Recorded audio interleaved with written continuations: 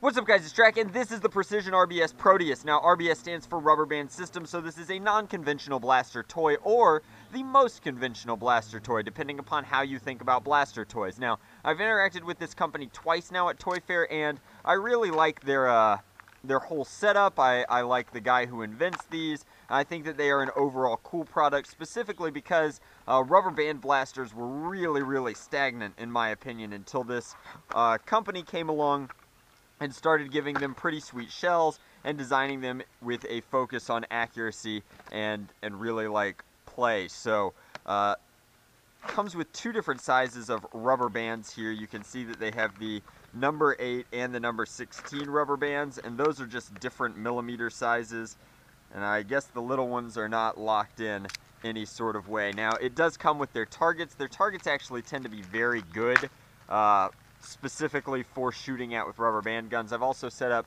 a cup tower, but we'll set up just a couple of these because again they are solid targets. I like shooting at them with Nerf blasters as well, and they cost us realistically no time to set up. So very cool that these are still included, especially in the smaller style blasters and the packages.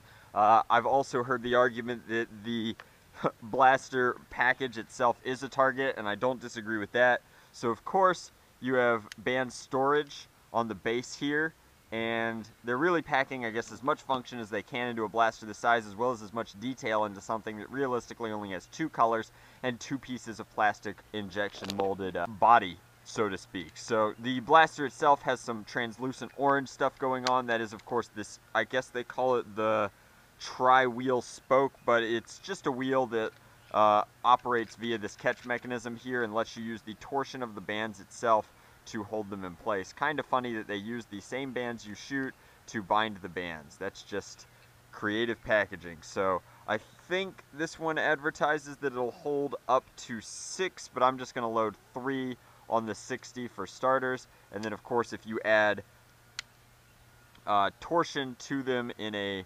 non-symmetrical fashion, you will get more accuracy out of them. This can fire both the larger bands, and why not, I'll add a couple of these, and the smaller bands as well. Now the smaller bands are going to shoot off of this post back here, so I probably should have loaded them second. We will hold off on those then. But the Proteus is the larger of the two. This can come up and becomes a targeting reticle as well, so that's kind of cool. And then we will fire at our tower of cups. These are actually small enough that they could go between the cups if we so missed, but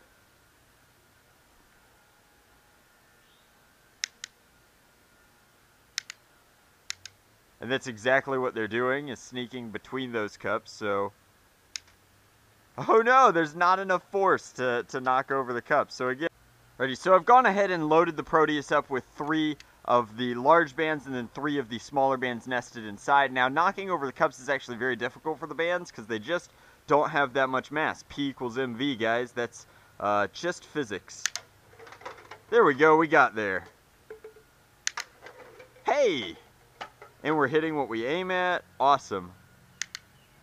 Alright, so our 3 smaller bands now. Gosh.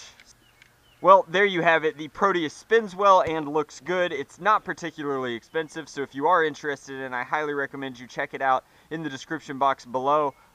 Cool company doing something relatively unique in the blaster world, as they've kind of reinvented rubber band shooting, and that's something that I didn't even know was possible. So thank you guys very much for watching. Hopefully you enjoyed this look at this blaster, and if you'd like, I will be reviewing this later on today. This is the EOS, which is the cheapest and smallest blaster they've done yet, and frankly, it's really just the Proteus without the extension.